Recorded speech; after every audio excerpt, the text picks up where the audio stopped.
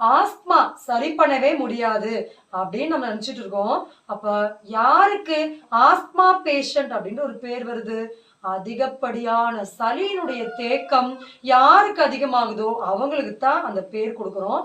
அப்ப அந்த நோயுடைய ஒரே ஒரு ரகசியத்தை நம்ம தெரிந்து கொண்டால் நிச்சயமா அது வாழ்நாள் முழுக்க நமக்கு கொடுக்கும் தொல்லையிலிருந்து நம்ம எளிமையாக வெளிவர முடியும். அதுதான் இந்த பதிவுல நம்ம கம்ப்ளீட் இன்ஃபர்மேஷனை பார்க்க போறோம்.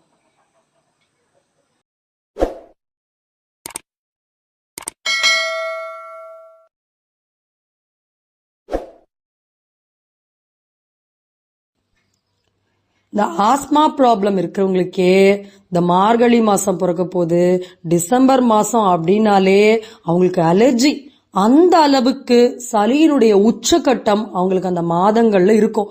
அதனாலதான் நம்ம முன்னாடி வீடியோ போட்டிருக்கோம். சளிக்காக நம்ம